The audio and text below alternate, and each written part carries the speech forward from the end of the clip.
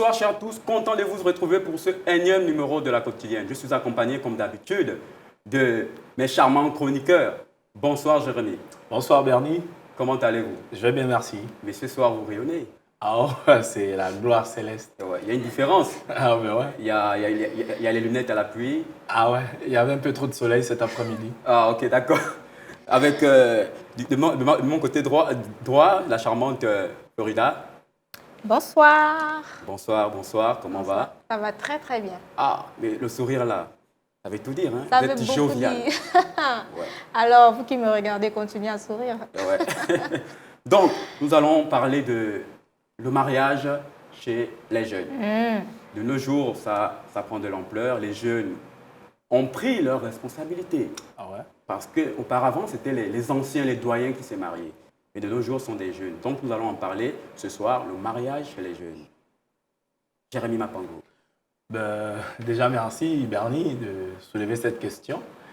Nous sommes une société africaine, autrement dit traditionnelle.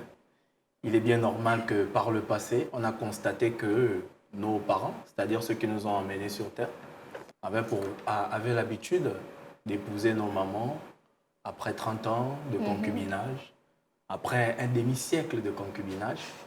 C'est là que tout vieux, voilà, certains avaient finalement le courage d'aller chez le maire, chez l'officier d'état civil pour célébrer leur union. Mais il faudrait savoir que les siècles ne sont pas les mêmes. On a constaté, bon, du moins à mon niveau, j'ai constaté que ces dernières années, les jeunes que nous sommes sont plus engagés que nos prédécesseurs, sont plus décidés. Du fait, voilà, on retrouve plus des mariages, plus de célébrations des mariages auxquels les acteurs sont des jeunes. Je pourrais dire que cela pourrait s'expliquer par la différence des générations, la différence des siècles. Bien sûr. Florida. Déjà, c'est une bonne chose de remarquer que les jeunes grandissent parce que c'est une grande responsabilité le fait de penser au mariage. Tout à fait. Et je crois qu'à l'époque aussi, c'était nos parents qui choisissaient à nos places nos épouses ou nos époux en fonction des cultures, en fonction des éducations que pouvaient recevoir ces différentes personnes. Mais aujourd'hui, ces jeunes-là ont compris le sens de la responsabilité parce qu'on ne se marie pas sur le coup de tête comme ça. Donc, il a fallu peut-être une révolution au niveau de nos mémoires, je ne sais pas, nos pensées, pour arriver à cette maturité-là de prendre conscience que je devrais m'engager à quelqu'un et puis s'en occuper. Et c'est une bonne chose. En ce moment, il y a tellement de jeunes qui pensent au mariage et c'est vraiment important. Mais Qui aspirent. Qui aspirent, mariage, bien sûr, au mariage. Vraiment, c'est une très bonne chose et nous prions le Seigneur que cela continue ainsi. Voilà. Mais il y a des classiques, des anciens, des papas qui pensent que lorsqu'un jeune se marie, c'est par suiviste. Il n'a pas encore atteint la maturité. Pour eux, il faut atteindre un certain âge pour pouvoir se marier. Donc, si un jeune se marie à 20 ans, 19 ans, 21 ans, pour eux, il n'est pas encore mûr. Tôt ou tard, ce mariage finira par ne pas aboutir. Moi, je dirais simplement à ces aînés-là qu'il y a un philosophe par le passé qui disait lorsqu'on est né, on est déjà trop vieux pour mourir. Moi, je dirais alors que lorsqu'on a commencé à réfléchir, on a déjà su qui est bien pour nous, qui n'est pas bien pour nous. Et on est déjà à même de supporter les coups. Ça veut dire que si on s'est marié trop jeune et que par la suite, il y a une déception, on est déjà assez grand parce qu'on a décidé de se marier. On est déjà assez grand pour supporter les conséquences. Ça veut dire que laisser les gens choisir de quand ils voudraient se marier. S'ils veulent se marier jeune et que certains disent que c'est prématuré, ce n'est pas grave. Laissez-les se marier, encouragez ces personnes à se marier et ensuite chacun va assumer les conditions ou du moins les conséquences de leur union. Mais ce n'est pas parce que, voilà, c'est ce qu'il faudra retenir. Ce n'est pas parce qu'on se marie jeune qu'on a fait un choix hâtif. On peut se marier jeune parce qu'on a aimé la personne, on est prêt à aimer la personne jusqu'à la mort. Donc j'estime que se marier jeune, c'est quelque chose de bien aussi. D'accord. Florida? Pas grand-chose à ajouter, juste dire que parfois, aussi c'est le caractère qu'on épouse. On n'épouse pas ce que la personne nous présente comme bien, voilà ce que la personne présente comme, je veux dire, comme vision, mais c'est le caractère qu'on épouse quand on se marie. À ce moment, il s'est trouvé apte d'avoir cette posture-là d'époux et de prendre en charge quelqu'un d'autre et de marcher avec cette personne. Et je crois que c'est ce caractère qui joue aussi encore dans la famille au niveau de la personne.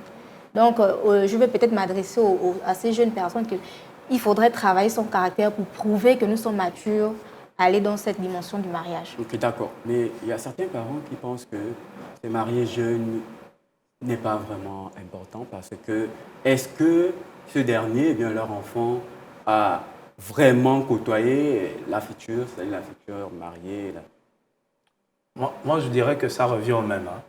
Prenons un papa par le passé qui a fait 30 ans de concubinage avec la femme qu'il a épousée 40 ans ou 50 ans plus tard. Je pense que les circonstances sont les mêmes. Il a fait 30 ans avec une personne en concubinage, avec une femme. Il a plombé 12 gosses et il finit par l'épouser à la fin. Ça reviendra au même. S'il l'avait épousée plus tôt, il aurait fait 30 ans de mariage avec elle et qu'il lui aurait plombé 12 gosses. Dans les mariages, dans les unions, parce que le mariage n'est que l'union légale. Le concubinage, c'est vrai que le concubinage est reconnu par le droit, mais le concubinage, en réalité, dans le fond, n'a aucune conséquence à proprement parler juridique. Mais quand on est en concubinage, il y a des conséquences. Bien sûr. On décide d'être avec une personne, on assume, on Peu supporte la importe ce qui personne. arrive. Au fil des ans, on découvre les défauts de la personne. Voilà. Si on peut décider d'accepter, de supporter les défauts de la personne que l'on a découvert au fil des ans, ça veut dire qu'on peut épouser une personne après 2 ans, après s'être connu après 2 ans, on peut supporter les défauts de la personne, on pourra les découvrir dans le temps et l'épouser, et rester avec elle, demeurer avec elle. Vous voyez? Donc, que l'on se marie tôt ou que l'on vive 20 ans, 30 ans de concubinage, pour moi, ça revient au même. Ça revient au même. C'est vrai que lorsque le mariage est là, on est engagé, il y a des droits et des obligations qu'il faudrait respecter, mais dans le fond, ça revient à la même chose en fait. C'est tout juste la même chose. Ok, d'accord. Mais monsieur Mindou, vous êtes un exemple palpable sur le plateau. Vous êtes jeune, marié. Bien sûr. Mais qu'en pense la société, c'est-à-dire les parents, quand vous avez décidé de prendre ce chemin? Très belle question. Voilà. Bon, faut dire qu'au début, c'était pas facile. Parce qu'il y a toujours des questions qu'on pose. La famille pose, est-ce que tu as des moyens? Voilà. Est-ce que tu as déjà calé un certain nombre de choses comme la maison? La maison, est-ce que tu as construit? Donc en gros, on ne t'a pas pris au sérieux, on n'a pas cru en toi. Mais quand on regarde un jeune, c'est-à-dire même la belle famille m'a regardé, bon, il pensait que c'était un doyen, un classique, un père qui arrivait. Mais lorsqu'il découvre, c'est un jeune, et j'avais, je crois, 26 ans. Donc du coup... C'est très jeune. Ça interpelle. Vous dites que, donc c'est celui-là que tu nous amènes, mais il fait quoi dans la vie? Il y a toujours cette question. Oui, toujours cette question qui gêne. Hein. Tu fais quoi dans la vie? Non, il est étudiant, voilà.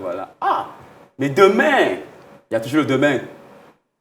Vous allez faire quoi? Vous allez vous marier là, mais demain, vous allez manger quoi? Ce sont des questions un peu comme ça là. Mais lorsqu'on est jeune et on est mature, on n'attend pas l'âge pour se marier. Je me suis marié avec ma bourse. Super. Madame aussi, elle a épargné, c'est-à-dire qu'elle m'a allégé. Parce que la robe de la mariée, c'est elle-même qui a pris en charge. Super. Donc, vous voyez que le mariage se fait petit à petit. Tu as quelque chose, tu mets à côté. N'attends pas que tu aies des millions ou que tu aies des millions pour faire la coutume, pour faire l'état civil, pour faire la soirée. C'est un peu. Oui. Donc, au finish, ils ont fini par m'accepter parce que lorsque je suis venu déposer ce qu'on appelle la dot. En bonne et due forme. Voilà, la dot. Donc, la dot demandée, c'est comme nous sommes en Afrique. Très bien. Voilà, moi, on m'a demandé 2 millions. Super.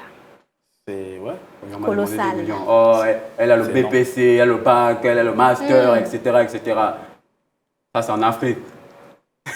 Donc, vous voyez que... Non, mais puis après, la société africaine est en phase avec les réalités. Bien Quand sûr. une femme a le BPC, le bac, le master, il faudrait la valoriser. Ah oui, les 2 parents... millions, c'est énorme. Mais si tu as pu le faire, voilà déjà un exemple qu'il faudrait saluer. Voilà. Ce qui justifie. Et aujourd'hui, en fait, ce que j'ai remarqué avec lui, c'est qu'il assume ses responsabilités. Voilà un exemple ici pour nos téléspectateurs. Voilà un exemple ici d'une personne qui s'est mariée à 26 ans. Voilà. On n'a pas cru. Mais aujourd'hui, ce mariage existe, il perdure par la grâce de Dieu. Amen. Oui, Jérémie, il faut aussi encourager en fait, ces jeunes qui veulent se marier. Voilà. Si un enfant vit auprès de ses parents, c'est qu'il a suffisamment réfléchi, il est mûr. Accompagner tout simplement ce jeune. Oui. Accompagner tout simplement ce jeune. Peu importe les moyens, si ils vont vous présenter telle somme, accompagner ce jeune. Ouais. Oui, c'est important. Parce qu'on en trouve des jeunes, voilà, on a refusé demain après-demain, ce qui se passe, c'est la dérive. Comme ça, voilà. la vie. C'est la dérive. Donc, j'encourage tous les papas, les mamans, si votre fille, votre enfant veut se marier, accompagnez-le. Ne bloquez pas le mariage de l'enfant. Ouais. Florida.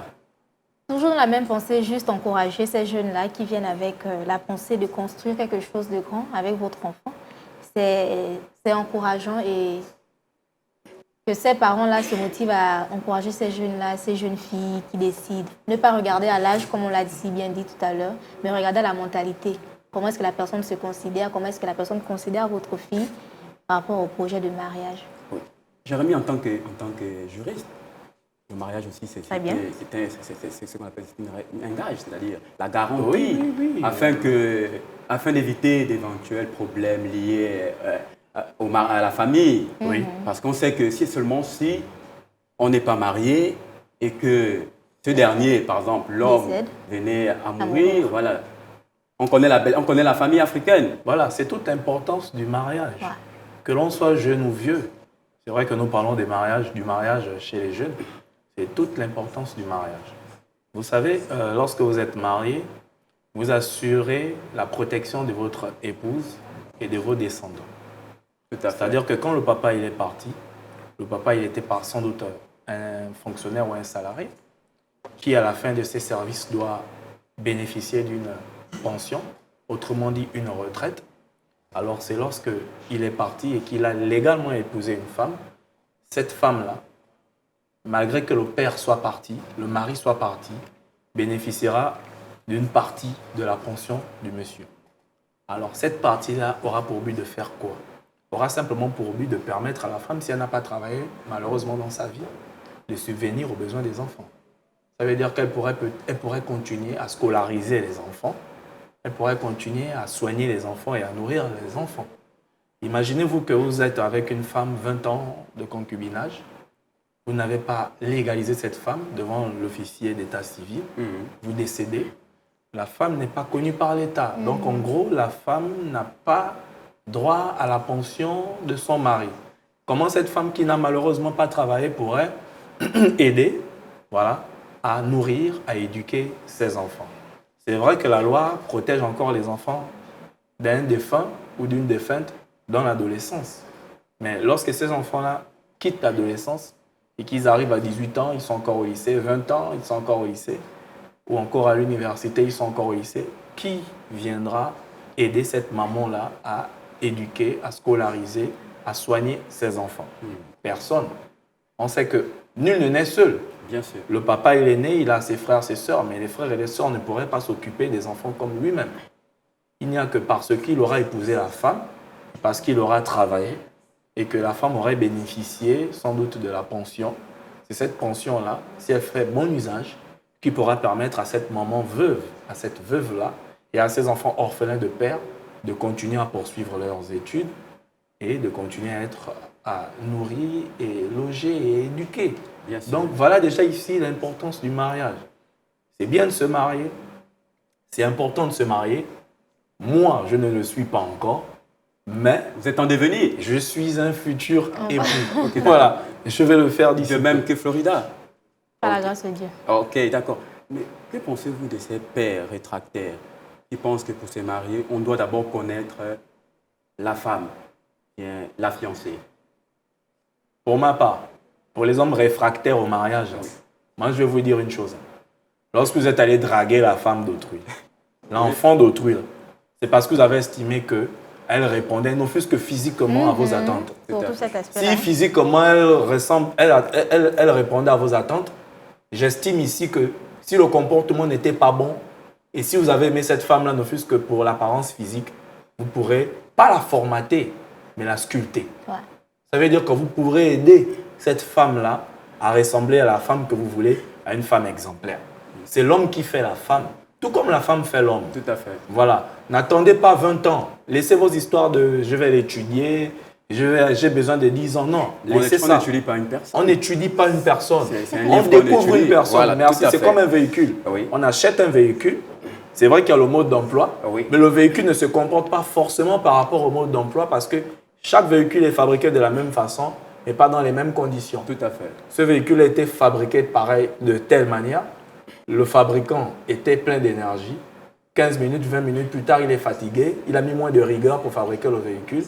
Et quand les véhicules seront utilisés, ils ne vont pas se comporter de la même façon. Donc, n'attendez pas un siècle pour épouser une femme.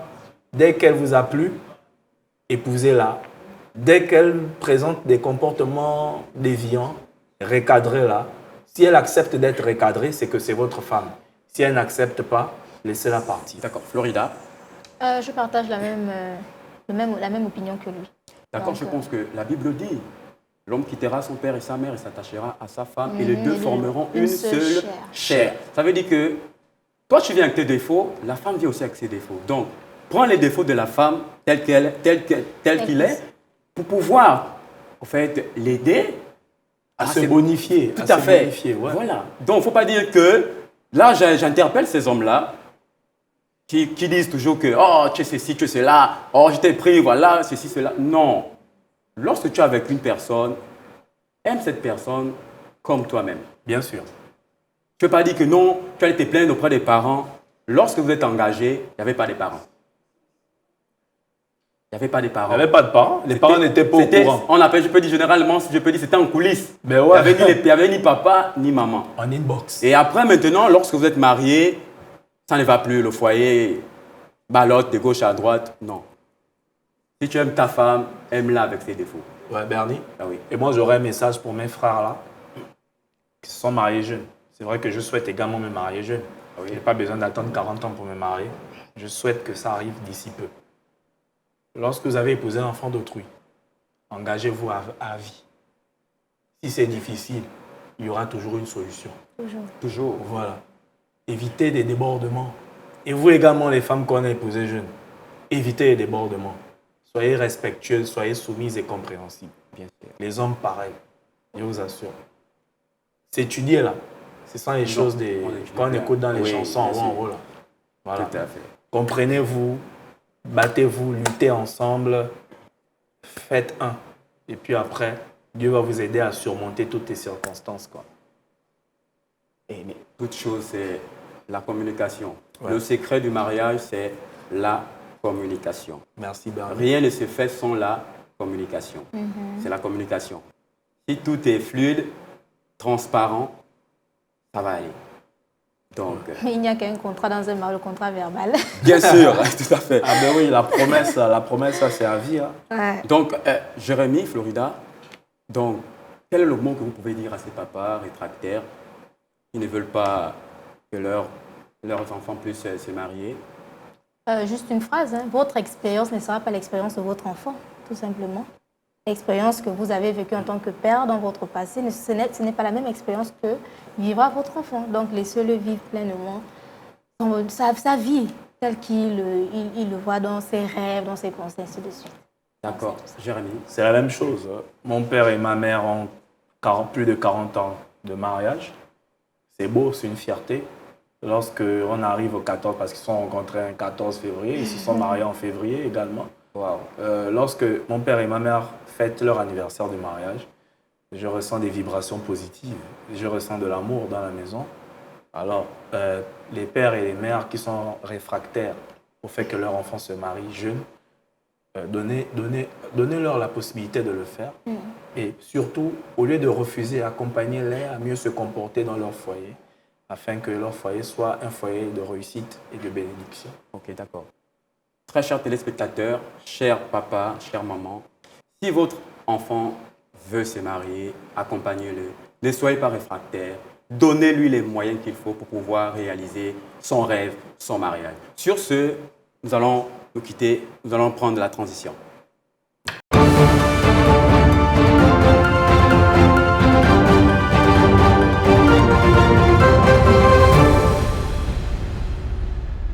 téléspectateurs, pour ceux qui nous rejoignent sur l'émission La Quotidienne, nous sommes accompagnés ce soir de Madame Graziella Olomo. Bonsoir. Hello. Donc, Madame Graziella, nous avons entamé en amont la thématique sur le mariage chez les jeunes. Qu'est-ce que vous en pensez de ces jeunes qui se marient si tôt? Déjà, le mariage chez les jeunes, je dirais que c'est une chose merveilleuse en fait. Parce que lorsqu'on se marie jeune, au moins on a la possibilité de jouir en fait des fruits de ce mariage. Parce que le mariage, c'est pas toujours des souffrances, c'est aussi le bonheur. Les enfants, éduquer les enfants, envoyer les enfants à l'école, prendre soin de son époux. Voilà, c'est tout ça qui fait le mariage. Donc, je dirais aux jeunes que de ne pas voir le mariage tout simplement comme quelque chose qu'on doit supporter, c'est-à-dire supporter le mari ou encore supporter la femme, non. Le mariage, c'est aussi jouir du bonheur que Dieu nous accorde en fait dans ce mariage. Il y a beaucoup de fruits dans le mariage, beaucoup de fruits. D'abord, les enfants, ils doivent vraiment grandir dans un milieu vraiment équilibré, là où il y a un papa et une maman en fait.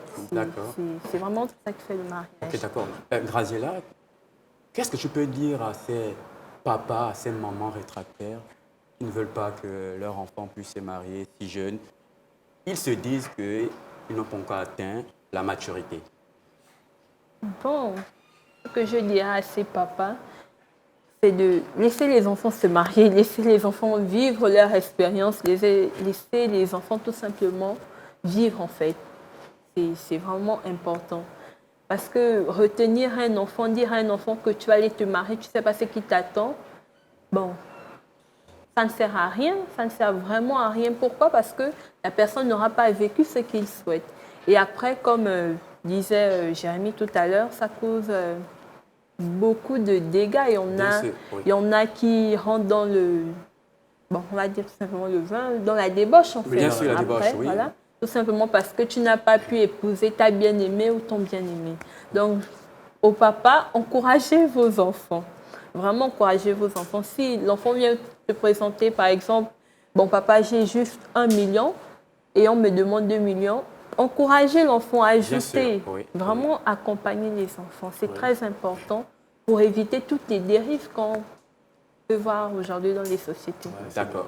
Donc, Jérémy, tu nous feras le devoir de nous présenter la charmante Graziella Olomo. Olo. Merci, j'y arrive. Merci Bernie. Nous rentrons en plein dans la minute juridique. Aujourd'hui, nous allons parler de recours contentieux, toujours en matière administrative. Nous avions vu la dernière fois les recours préalables. Aujourd'hui, nous allons être entretenus sur la question de recours devant le juge administratif. Et pour ce faire, nous avons en notre présence la charmante Graziella Olo Elou. Alors Graziella, comment va? Ça va, je me porte bien. Pas stressée? Juste un peu, c'est la première fois, donc c'est vraiment normal. D'accord.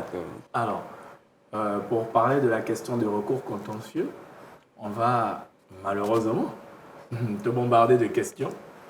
Bernie en a plein, moi également. C'est vraiment un plaisir. Voilà, donc on va commencer. Je vais commencer par te poser une question. Qu'est-ce qu'un recours contentieux devant le juge administratif?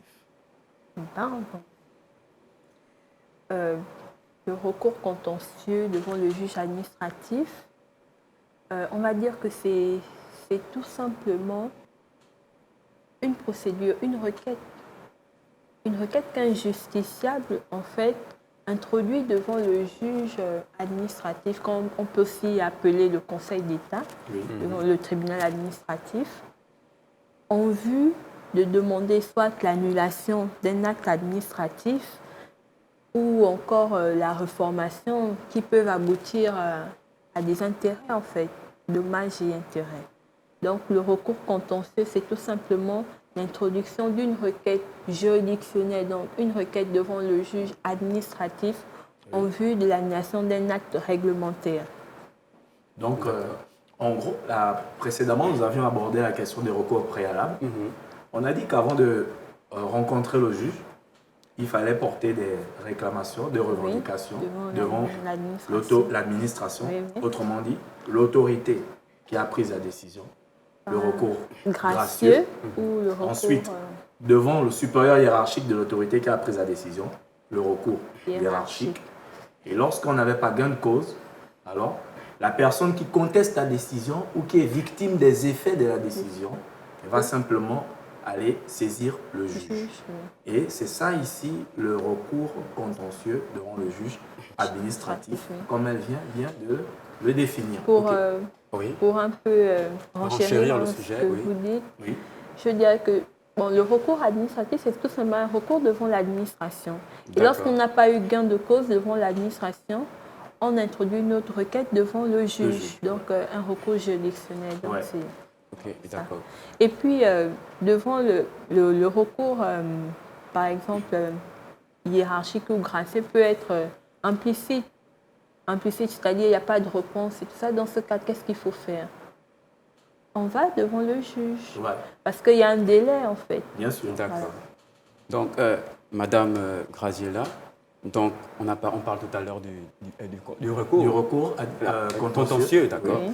Donc, qui est le juge administratif dans ce recours contentieux? Le juge administratif, Oui. tout simplement dire que le juge administratif, c'est le juge de l'administration. C'est-à-dire que c'est celui qui est chargé de trancher les litiges ou encore en français facile, des conflits entre l'administration et les administrés. D'accord. Tout simplement. Super.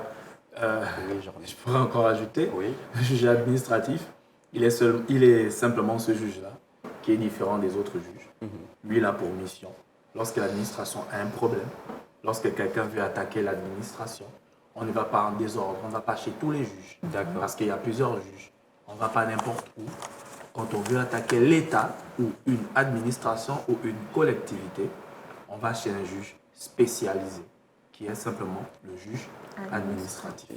Merci, Graciella, pour ces brillantes explications. Alors, j'aimerais savoir combien de recours contentieux existent-ils? Bon, de façon générale, on connaît, mais vraiment, on connaît 2 recours contentieux. Oui, lesquels? On a le recours pour excès de pouvoir et le recours de plein contentieux. Le recours pour excès de pouvoir comme et exemple, le recours de plein contentieux. Excès de pouvoir comme exemple? Pour excès de pouvoir, je dirais que le recours pour excès de pouvoir, c'est un recours toujours devant le juge administratif en vue de demander l'annulation d'un acte administratif. Bon, je prends un exemple simple. C'est-à-dire qu'au sein de vos administrations, on prend un acte qui, par exemple, juste pour organiser l'administration, mais que ça vous laisse léser dans vos intérêts, vous êtes dans votre droit de demander devant le juge administratif l'annulation de cet acte. La différence avec le recours de plein contentieux, c'est que là, on se rend compte que devant le juge a un peu plus de pouvoir en fait dans le recours de plein contentieux. Parce que dans le recours de plein contentieux, le juge peut aller jusqu'à reformer et même demander des dommages et intérêts. Oui. Donc moi, j'ai encore envie. En gros, en fait, le recours pour excès de pouvoir, c'est simplement un recours qui fait en sorte que le requérant, c'est-à-dire celui qui va saisir le juge, demande au juge d'annuler une décision qui lui porte préjudice. D'accord. Par exemple, l'administration vient de prendre une décision qui licencie un agent. Lui, il va saisir le juge pour demander à ce que le juge annule cette décision. Il va dire au juge, en fait, la manière à laquelle il prononce mon licenciement, il y a des erreurs, il y a des vices. Donc, monsieur le juge, annulez cette décision tout en regardant dans le fond, voilà, le mal fondé voilà, de la décision qui ici met en place mon licenciement. Voilà. Tandis que le recours de plein contentieux, c'est un recours non seulement qui a pour but d'annuler la décision. Donc, il va au-delà du recours pour excès de pouvoir. Le recours pour excès de pouvoir annule simplement la décision. Le recours de plein contentieux, il annule la décision et il essaie de reformuler la décision. Donc, il permet, on va dire, le juge devient pédagogue, de réécrire, d'interpréter la décision, voilà, tout en garantissant des intérêts, des dommages et intérêts pour la personne qui a saisi la décision. Cette décision va porter préjudice. Le juge annule la décision et le juge prévoit des dommages et intérêts pour la victime de la décision. Voilà un peu toute la différence du recours pour excès de pouvoir et du recours de plein contentieux. Bon, je vais ajouter un autre recours qu'on connaît ici au Gabon. Bon, en France, il n'est pas très connu. D'ailleurs, on a un professeur qui a écrit dessus. On a le recours en déclaration d'inexistence. En fait, ce recours permet tout simplement d'annuler un acte qui est entaché d'une illégalité au point où il ne doit même pas exister. Voilà pourquoi on l'appelle le recours en déclaration d'inexistence, tout simplement. Ok. Graziella, on en a plein de questions. Oui, je pense que tu en as encore. Oui, j'en ai encore. Oui. Donc, Graziella, quelles sont les conditions ou exigences propres à ces deux types de recours? Les conditions ou les exigences? Oui. Bon, déjà, la première condition, il faut que ce soit un acte administratif. Parler d'actes, on va avoir les actes réglementaires, donc les décrets, arrêtés, vous voyez? Oui. Ou encore des actes individuels. D'accord. Voilà. Donc, il faudrait que ce soit un acte. Deuxième condition, il faut avoir un intérêt à agir. L'intérêt à agir, c'est-à-dire avoir cette capacité-là à pouvoir rester en justice et avoir un intérêt à le faire. Voilà. Un peu. Simplement, l'intérêt à agir, par moment, c'est du genre la décision est prise, mais si la décision te lèse, voilà, si la décision te porte préjudice, personnellement, là, vous avez soit intérêt ou qualité à agir. Voilà. C'est ce qu'elle essaie de dire ici. Ok, d'accord. Voilà. Bon, la troisième condition, on a les délais. Parce que le recours est connu comme... le recours contentieux est connu pour son délai vraiment très court, en fait. Oui. Donc, il faut agir un peu plus vite. D'ailleurs, on va venir un peu plus tard sur les recours d'urgence. Oui, voilà. D'accord. Donc, il faut vraiment agir vite. Donc, il y a les délais qui courent, en fait. Donc, il y a des délais à respecter. Voilà, il y a des délais à respecter. Mais d'ailleurs, on anticipe simplement, débrayons sur les délais. Voilà. Quels sont les délais? Que dit la loi par rapport aux délais? Lorsqu'on veut saisir le juge, en français facile, lorsque quelqu'un a un problème avec l'administration n'a pas été favorable à ses réclamations, et ces derniers saisissent le juge de l'administration, autrement dit le juge administratif. D'accord. Quels sont les délais, Graziella? Que dit la loi par rapport aux délais?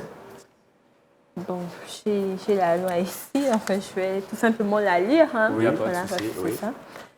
La loi, donc c'est l'article 42 du Code de justice administrative qui le prévoit.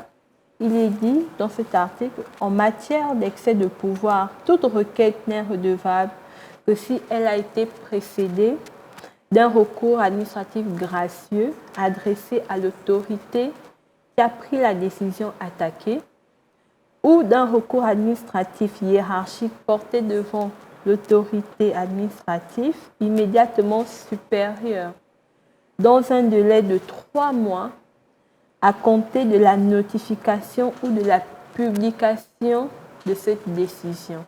Okay, donc, on voit ici que c'est un délai de 3 mois à compter de la notification, on va le préciser, notification pour les actes individuels et à compter de la publication pour les actes réglementaires. D'accord, Jérémy. On va simplement poursuivre. Merci de nous partager les délais, de nous informer de ce que dit la loi par rapport aux délais. On retient simplement qu'au Gabon, lorsqu'on veut contester une décision de l'administration, soit en recours préalable ou en recours contentieux, par recours contentieux on entend recours devant le juge, devant la juridiction administrative, qui n'est simplement que le tribunal administratif, la cour administrative d'appel Et en dernier ressort le Conseil d'État. On dispose simplement de 3 mois. Donc, pour poursuivre, j'aimerais savoir, est-ce que le droit positif gabonais prévoit des procédures d'urgence comme en France? Je dirais que oui. Le droit gabonais prévoit des procédures d'urgence. Déjà dans le code de juridiction administrative, on a les articles 100, ça MSP, hein? Oui, non, il n'y a pas de souci. Les articles 142 sur le sursis à exécution. Oui. Voilà. Et qu'on appelle en France le référé suspension.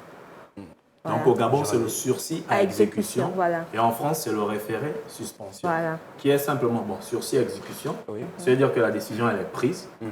Et moi, elle ne m'intéresse pas, elle ne me plaît pas. Elle me porte préjudice. Donc, je vais rapidement saisir le juge pour qu'il puisse suspendre les effets de la décision pour que moi, je ne puisse pas l'exécuter. Mais toujours est-il que le recours contentieux court, parce que dans le fond, il faut que le juge prononce une décision par rapport à la requête que vous avez introduite. Bien sûr. Donc, c'est ça. Hormis le référé suspension, on a le référé mesure utile qu'on a ici au Gabon et le référé provision. Bon, malheureusement, le législateur gabonais n'explique pas vraiment ce que c'est le référé mesure utile ou encore le référé provision. Oui. Mais ces 3 référés, on les retrouve en France.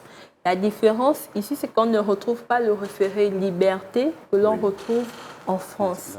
Voilà, donc moi, je voudrais un peu peut-être élargir le débat. Ça, c'est peut-être entre toi et moi. Oui. Est-ce que le référé, ce que le législateur peut-être, le législateur n'a pas voulu mettre le référé liberté dans le référé mesure utile, parce que quand on écoute référé mesure utile, ça veut dire qu'une décision qui est prise, c'est parce qu'elle cause un préjudice imminent, important, à l'instant T. Il faudrait saisir le juge pour qu'il supprime ou il empêche les effets, il suspende en fait les effets de l'acte vu la gravité, vu l'imminence de la chose. Parce qu'en France, ils ont ce qu'on appelle le référé liberté. Lorsqu'il y a une décision qui porte atteinte à une liberté fondamentale, individuelle ou collective, on peut rapidement saisir le juge administratif. Ça, je pense que c'est depuis la réforme de 2000. Bien sûr. Voilà, c'est depuis la réforme de 2000 en France. On peut rapidement saisir le juge administratif français pour qu'il puisse suspendre la décision, les effets de la décision, parce qu'elle aurait simplement porté atteinte à des libertés fondamentales, individuelles ou collectives. Fondamentales en gros. Mais peut-être que le législateur gabonais, il faudrait que là, la langue, il se prononce.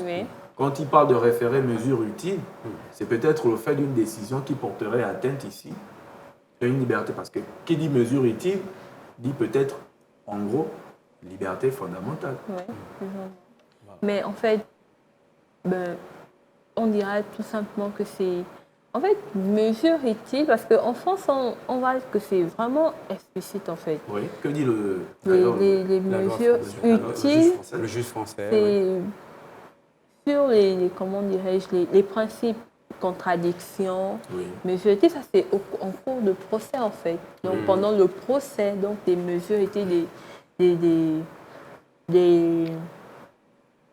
excusez-moi, c'est-à-dire des armes à prendre en fait. Voilà, pour pouvoir faire aboutir le procès. Oui, quand on parle d'égalité des armes, qu'elle est partie au conflit, elle dispose des mêmes armes pour pouvoir se défendre. C'est ça en fait. Donc c'est un peu ça, mais ici, quand on parle de mesures utiles, ce n'est pas explicite.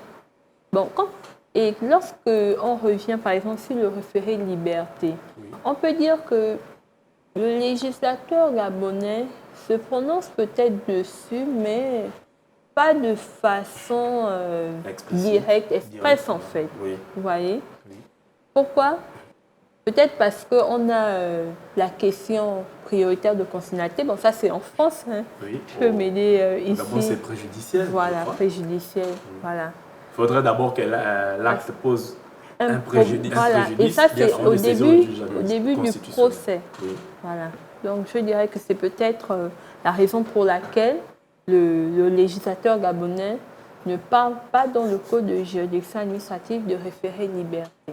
Oui, certainement. Mais bon, en France, on parle aussi de question prioritaire de conditionnalité. C'est comme si c'était un référé liberté, pourtant... Ça veut dire qu'on peut faire de même. Voilà. Ok, d'accord. Je pense qu'elle nous a déjà suffisamment édifié sur la question des recours contentieux. Des recours contentieux devant le juge administratif. Voilà, un recours Graziella, juridictionnel. Olo, en quelques mots, est-ce que vous pouvez nous scinder sur cette thématique, le recours contentieux, pour les différents Gabonais qui nous suivent? Bon, je dirais tout simplement à tous les Gabonais que administrer, bien sûr, que lorsque vous n'avez pas eu gain de cause auprès de votre administration, c'est-à-dire après un recours préalable par un recours gracieux ou hiérarchique, vous avez encore la possibilité, merci Jérémy, d'ester en justice, voilà, d'introduire une requête devant le juge administratif qui est là pour nos droits, pour défendre nos droits, protéger nos droits, soit par un recours pour excès de pouvoir, pour annuler tout simplement l'acte qui vous laisse léser dans vos intérêts, ou encore si vous avez des dommages et intérêts à défendre, je dirais, vous avez le recours de plein contentieux. Et vraiment, vraiment, tenir compte des délais parce que c'est vraiment court. Donc, si vous voulez aussi, parce que l'administration, elle est lente, si vous voulez aussi que votre cas soit traité de façon rapidement, vous avez les référés d'urgence qu'on a cités tout à l'heure, notamment le référé sursis à exécution ou référé suspension, qu'on connaît en France. Voilà, donc c'est tout simplement ça. Ok, donc Graziella, Olo, merci d'avoir accepté notre invitation. Merci à vous. Très chers téléspectateurs, j'espère que vous avez été bien édifiés chez vous sur cette thématique, le recours contentieux. Donc nous allons essouffler un peu en musique. On se retrouve tout à l'heure.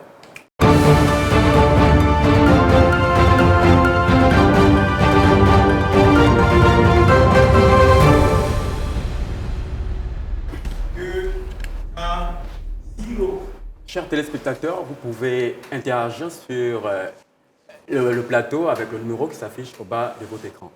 Florida, sur la minute, dans la chronique, allais-je dire, art et culture, qu'est-ce que tu nous réserves? Alors aujourd'hui, dans la rubrique art et culture, nous parlons du phénomène du shoot.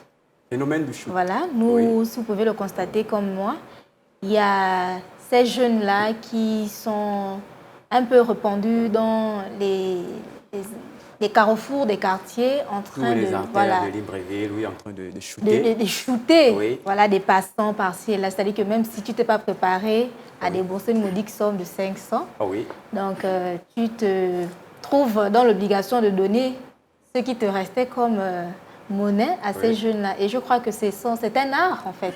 C'est un art que nous voyons un peu par-ci et là avec ces jeunes-là, un talent, bien sûr.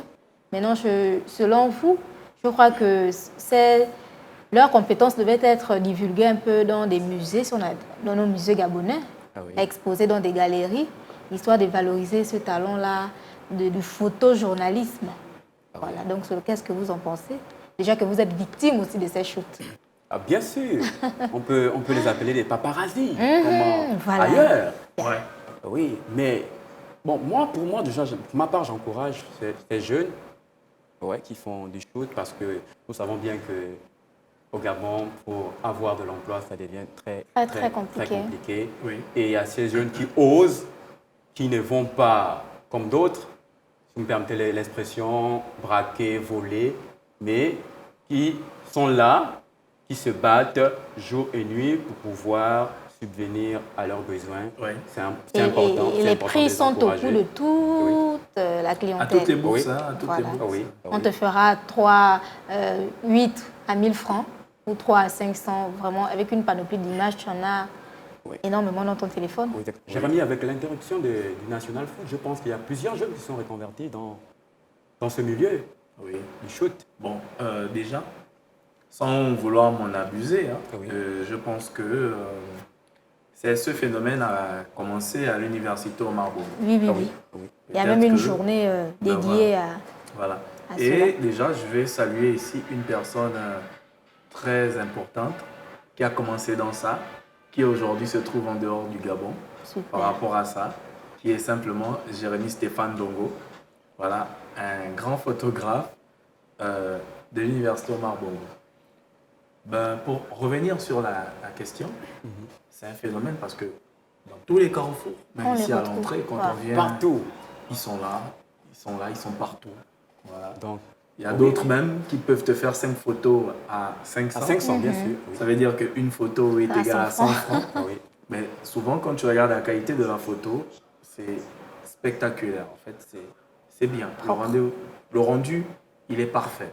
Bon, quasi parfait. Oui, l'image est nette. Voilà, l'image est nette. Voilà. Oui. Ça nous permet aussitôt de prendre la photo et de la mettre en statut sur Facebook afin de recueillir des likes. D'accord. Ben, moi, je ferais quoi? Je vais simplement encourager ces personnes-là.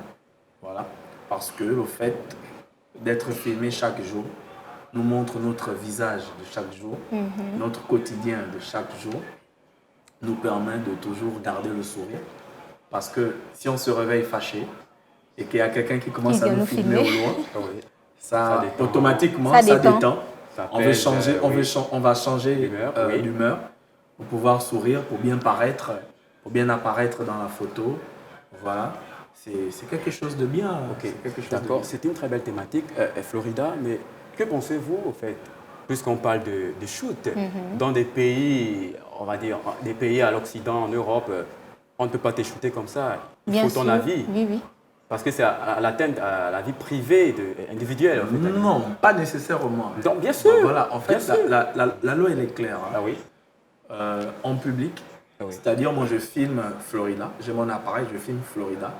Si en background, autrement dit en arrière-plan, j'apparais. C'est pas une faute. C'est pas une faute parce qu'on est dans un lieu public. Un lieu public, il est fait pour être photographié. Ouais. Et si par inadvertance, j'apparais dans la photo, c'est pas tant mal. Donc, ça veut dire que, d'ailleurs, même en France, ça existe. Il y a une liberté. Ça existe. Oui, et il y a même une association, justement, en France, des photographes filmeurs, qui ont un jour saisi le juge administratif. On parlait ici de recours tout à l'heure. L'association des photographes filmeurs en France, j'ai oublié l'année, nous reviendrons sur ça, avait saisi le juge administratif pour contester une décision de la mairie qui leur demandait de quitter la place publique. Ils ont dit, mais nous, on vit de ça. La photo, c'est notre métier. La photo, c'est notre gagne-pain. Pourquoi le maire va nous demander de libérer la place publique? Parce que nous sommes tout le temps là à filmer, à faire des photos. Le juge a dit, mais le simple fait que ces derniers soient là, ce n'est pas une gêne. Ça n'empêche pas, ça ne nuit pas à l'environnement, ça ne nuit pas à la santé, ça ne nuit pas au bien-être de tout un chacun. Alors ces photographes-là peuvent simplement continuer à filmer, sauf qu'on va peut-être un peu réglementer les heures. Voilà, ils pourraient filmer de telle heure à telle heure, ils pourraient filmer à telle période. C'est simplement égal, c'est pour ici inviter nos frères à se mettre en association, pour mieux faire les choses, voilà, harmoniser les choses. Nous, on veut que ce soit 10 photos à 500. Donc, s'il vous plaît, les gars, faites-nous des belles photos, 10, mais à 500, ce serait bien. Oui. Donc, Jérémy, tout à l'heure, et Florida aussi, je parlais les shoots, on parle des shoots, d'accord. Lorsqu'on vous filme, vous n'êtes pas en fait d'avis. Et généralement, il y a des photos, donc il y a ces shoots-là qui restent dans leur appareil photo. Oui, et demain ou après-demain, vous retrouvez ça en fait sur des réseaux sociaux. Voilà. Est-ce que là, il n'y a pas atteinte près, il y a la tête oui, là, naturellement, il y a atteinte. Parce que... c'est très dangereux, par le passé, voilà, il y a un an par derrière, j'ai vu des personnes dans les réseaux sociaux qui faisaient d'annonces, des promotions, on va dire à caractère pornographique. Et la personne qui le mettait en avant-première, c'était une amie à moi. Une amie à moi, vraiment. Une personne qui n'a rien à voir avec ces conneries. Une personne de bonne éducation. Une intellectuelle d'ailleurs, qui aujourd'hui fait ses études à l'étranger, qui prépare sa thèse. Voilà. Mais qui a été publiée dans les réseaux sociaux comme étant une célibataire avec des enfants, qui est à la recherche d'un mari ou qui aimerait vivre des expériences par-ci et là, alors que ça n'avait rien à voir avec sa personnalité. Mais les photos qui étaient publiées étaient simplement des photos relatives ou en rapport avec des shoots. Ouais. On estime qu'elle marchait, on l'a photographiée et des personnes ont utilisé ces photos-là pour faire leur pub. Pour faire une mauvaise pub de la personne. Je ne sais même pas si elle-même elle était tombée sur ça parce que j'étais choqué. Je n'ai même pas voulu lui en parler. J'ai gardé ça pour moi. D'accord. Et voilà, je pense que utiliser les photos des gens et supprimer et qu'il supprime devant toi. Et c'est que moi j'ai pour habitude de faire. Toutes les fois un shooter me prend une photo, en fait je l'exige de supprimer les images après me l'avoir envoyé devant moi. Mais il y a d'autres qui ne le font pas. Mais, naturellement, ces personnes qui ne le font pas, moi je vais leur dire une chose. Ah oui. Dans le numéro précédent, nous parlions de, je ne sais pas si c'est une agence, là encore je vais me documenter, Agence nationale de la protection des données à caractère personnel. Ah oui. Mais ça existe au Gabon. Hein. Oui, c'est codifié aujourd'hui. Ça veut dire que vous prenez la photo de quelqu'un, vous faites un mauvais usage, la personne vous poursuit, la prison vous attend. Bien sûr. Sans oublier les amendes et intérêts pour avoir porté préjudice et atteinte à l'image de quelqu'un. Tout à fait. Donc, soyez prudents. Quand vous filmez des personnes, si la personne n'a pas acheté votre photo, ne soyez pas frustrés. Vous supprimez la photo, vous passez à autre chose, il y aura forcément 10 clients derrière qui vont accepter votre shoot et qui vont vous remettre en contrepartie de l'argent. D'accord. Alors, n'utilisez pas les images des gens à des connotations négatives parce que vous-même, vous allez vous exposer à des gros dangers. Si je sais que telle photo m'a été filmée à tel endroit, je sais que ce sont les photographes filmeurs ou encore le groupe de photographes du charbonnage qui m'ont filmé à cet endroit-là, je n'ai qu'à porter plainte. La DGA viendra vous chercher. Sincèrement. Ah oui. Donc, Florida, ces jeunes qui osent, donc j'utilise cette expression, qui osent, d'accord, sur le shoot. Jeremy a souligné tout à l'heure, pourquoi ne pas en fait se constituer en fédération bien? Pourquoi l'État ne légalise pas en fait cette profession? C'est une activité. Oui. Je pense que en ma qualité de juriste, oui. je voudrais bien répondre. Je volerai la question. La question est posée à Florida. Oui. Vous savez, dans nos numéros précédents encore, nous avions parlé de l'impôt. Oui. Voilà. En gros, l'État, autrement dit la Direction générale de l'impôt, qui est le fisc, s'intéresse à toute activité économique. D'accord. Donc, toute activité génératrice de fonds doit s'acquitter de l'impôt. Alors, peut-être que c'est parce que l'État a compris ou l'État fait du social en disant que c'est des photographes, ils ne gagnent pas grand-chose. Laissons ces jeunes s'amuser, laissons ces jeunes faire de l'argent. Mais en réalité, ces jeunes doivent savoir qu'ils mènent une activité économique. Bien sûr. Ils doivent payer la patente. Bien sûr. Ils doivent payer la patente qui est un impôt local. S'ils ne peuvent pas payer les gros impôts, mais ils doivent payer simplement la patente pour le fait de mener une activité économique. Et déjà qu'ils prennent la place de personnes qui sont passées par l'école. Voilà. Jérémy, si cette activité n'était pas lucrative, on ne pensait pas qu'on devait encore retrouver ces jeunes dans différents alters de Libreville. Bien sûr. Si et seulement si ils sont là, c'est qu'il y a un gagne. Bien sûr, il y a de l'argent. Donc il y a de quoi aussi payer les différentes taxes demandées par... Bien sûr. Oui, ils devraient payer, mais je pense que l'État n'est pas aveugle. L'État est là, l'État nous voit. Ce que nous sommes en train de faire, l'État est au courant. C'est grâce à l'État que notre émission existe ou que RTH by Évangile TV existe. Tout à fait. Parce qu'il y a des demandes préalables au ministère de l'Intérieur et la communication et tout ce qui va avec. Oui. Ben voilà, je pense que, comme je l'ai dit tantôt, toute activité génératrice de fonds doit forcément payer de l'impôt, doit s'acquitter de l'impôt. Mais si l'État peut-être ne s'intéresse pas encore à ce genre d'activité, c'est parce que l'État estime qu'on ne gagne pas gros. C'est sans doute des étudiants, c'est sans doute des chômeurs, c'est sans doute des personnes en attente d'emploi. Voilà, il faudrait laisser ces personnes-là gagner 1000 francs, 2000, en attendant qu'ils se trouvent un emploi permanent et cessent de mener cette activité. D'accord. Voilà. Florida, juste demander à ces différents shooters de faire très attention. Et aussi aux personnes qui prennent part à ces shoots-là, de souvent vérifier que vos images soient effacées après. Effacez vos images. Effacez vos images dans les appareils. On va vous retracer facilement, vous n'avez pas idée. Quand vous envoyez des fichiers, déjà que pour la plupart, ils envoient des fichiers sur WhatsApp. Voilà, sur Bluetooth, mais c'est crypté. Ouais. On peut vous pister, on peut pister votre appareil, on peut vous retrouver. Donc faites attention avec ce que vous faites avec des photos des gens. Ne faites pas du mal aux gens parce que ça va retomber sur vous. Ok, d'accord. Donc, Jérémy, Florida, que pensez-vous de ces jeunes? Qu'est-ce que l'État pense de ces jeunes qui font dans les shoots, donc photos professionnelles? Quel est le conseil que vous pourrez aussi dire à ces jeunes? Sachant que l'État, c'est toi. Ah oui, sachant que l'État, c'est vous. Dans sa conception personnelle, l'État, c'est vous, c'est moi, c'est nous, au sens personnel. Ça, c'est perso, oui. Mais je dirais que ça détend l'atmosphère, ça fait vivre la société. Ça distrait. Ça fait en sorte que les jeunes aient au moins une activité. Une activité. Bien sûr. Voilà, ça égaye la société. Continuez à filmer. Ne filmez pas que les gens. Il y a des beaux monuments dans ce pays. Allez filmer également des bâtiments. Allez filmer des avions. Demandez des autorisations à l'aéroport.